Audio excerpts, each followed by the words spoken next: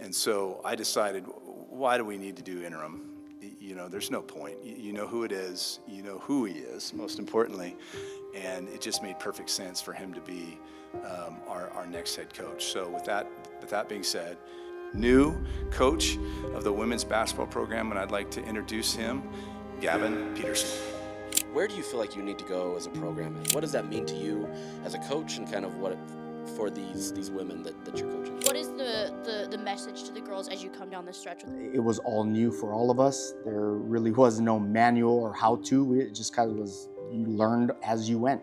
So just carrying that trust in him and the rest of our coaching staff helped us get through that, challenging moment.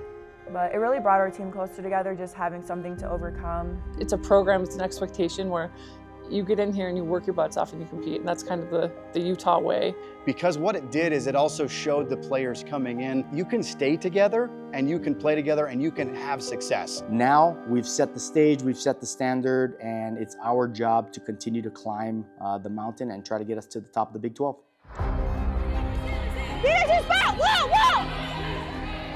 Well, there's a whole lot of chaos going on.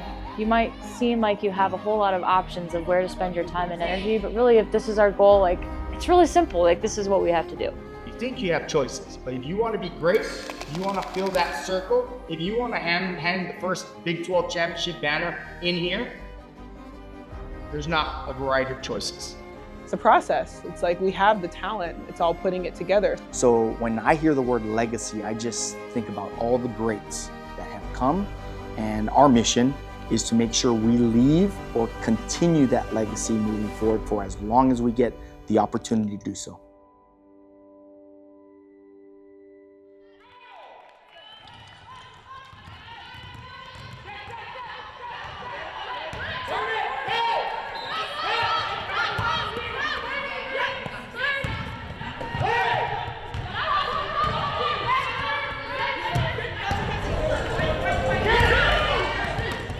We're not going to make it easy for you to grasp and give you a false sense of confidence. No, you got to earn that. You have got to attack it. You got to look adversity in the face. The one thing I do want to make sure that the standard is the standard. We go hard. Just make things happen. We'll correct as we go, as you can see. But make mistakes going 100 miles an hour. As a coach, I think we all walked away from it. Just like you can't expect things to be taken care of.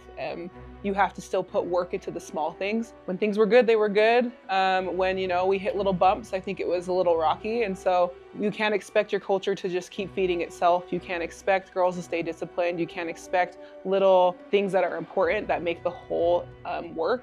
You can't expect them to be taken care of if you're not putting attention towards them. And so I think as a staff, especially myself, I realized that you do have to give attention to things. You can't just expect them to be taken care of.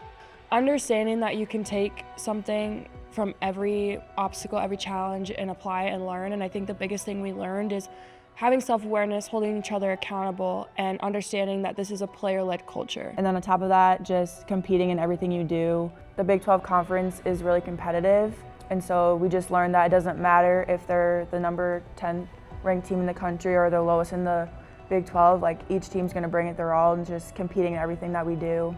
But still, you have to cultivate that culture. You have to cultivate those relationships and teach players sometimes how to handle themselves in certain situations and teach them through things. And so that was a reminder, just because we have a great culture and we bring in the right kids, we still have to do our part to continue to help them grow. Yeah, when we were looking to add to our coaching staff, we wanted somebody who was going to bring high energy, very passionate about our players, investing in them, developing them, building them into confident, empowered young women when it's all said and done. And there's no better person through the process than we found Jace Henderson. Go get it, Brooke. Go get it, Brooke. Yes. Yes. Good hustle. Come on, Cam. Come on, Cam. First, instead of being inside like this and kind of chopping it, throw it a little bit and let it sit in your hand longer. Stay low. Stay low. Yep.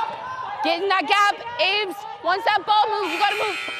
I think she is a spark to the team, a breath of fresh air.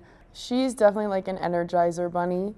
She's always your biggest supporter, always gonna cheer you up, but she also is gonna hold you accountable. It's great, but I think what separates her is how she coaches the mental game. If you don't get a ball screen, like what Reese is saying is just like, we got to keep reversing the ball, so you just shot fake, drive middle, kick. Yeah.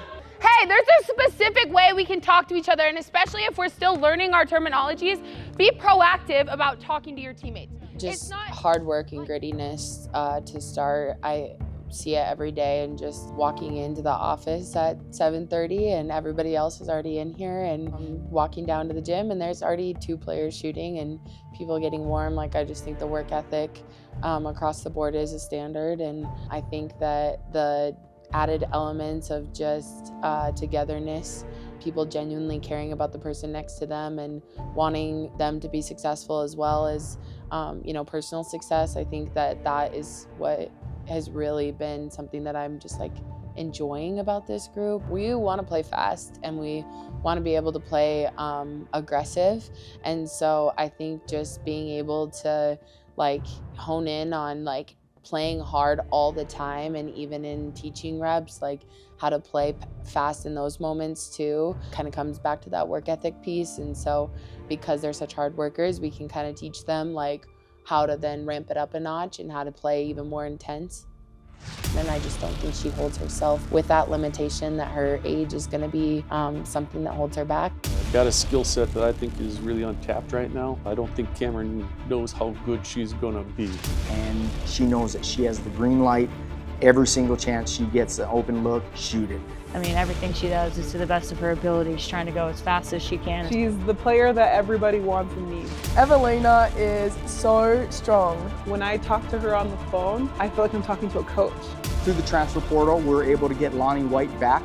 She knows what Utah basketball is all about. She felt that there was something missing and she wanted to come back to Utah. So we were all for that. She's gonna come in and make an immediate impact. Just a STEM piece of this entire program is culture. And I think that's what drove me back here the most. You're having to give up those little sacrifices. It takes what it takes as a sacrifice, and applying that every day is what separates our team from others. Is that how you spell neutral? Yes. N-E-U-T-R-A-L, period. Great. What about neutral thinking? Stop saying negative things out loud. And then neutral thinking, living in truth. Can we control that? Yes. And it's going to take practice, right? It's going to take practice. And so this is the thing, these are the things that I implore you guys to kind of really sink your teeth into.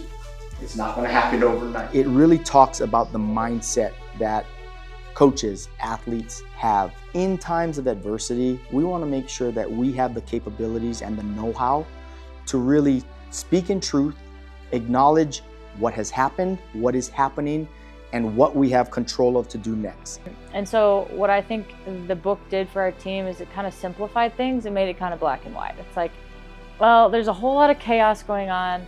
You might seem like you have a whole lot of options of where to spend your time and energy, but really if this is our goal, like it's really simple. Like this is what we have to do. I would say like you'd probably take away the idea of having a neutral mindset and just being able to stay in the present. Don't look to the future, don't look to the past, but focus on what you can control now.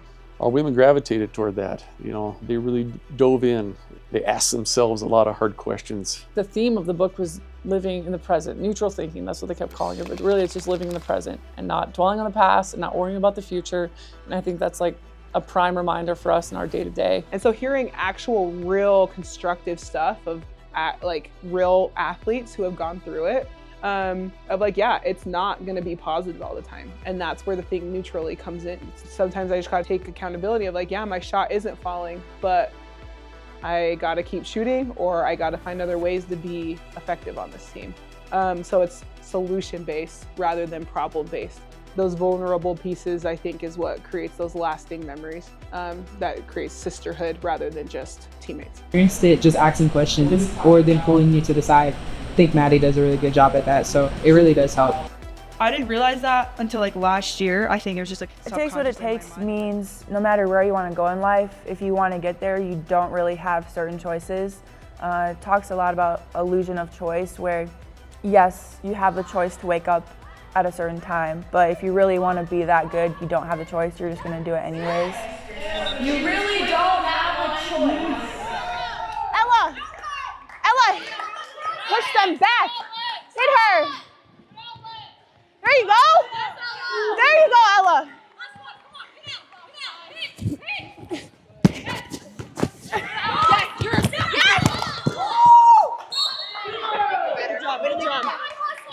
Good job.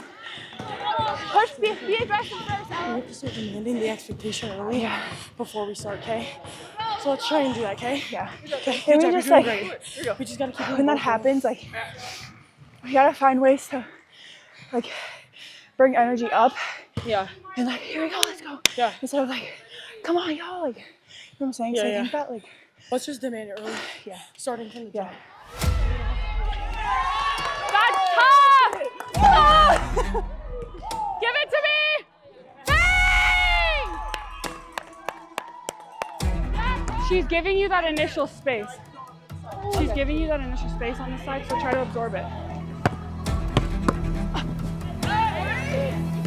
Good job, good job. Next draw. New opportunity. Let's go. Nice, AB. Good job, AB. Here we go. Good job, good job, good job, good job. Good job, AB. Now, I'm here, Brian! Push, Lonnie! Push, Lonnie!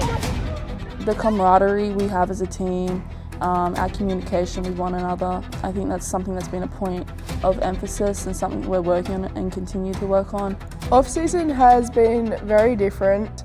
It has been next level. What are moments that prepare us? These are the moments that are going to prepare us for the NCAA tournament. And I just think that this group really did a good job of embracing each day with that, like, how can I max out today? How can I give my all?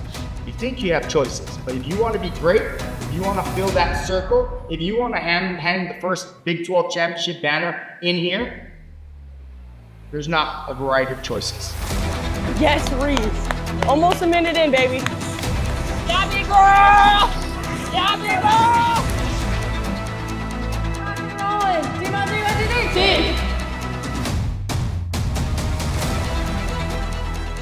We want to make it to a Final Four.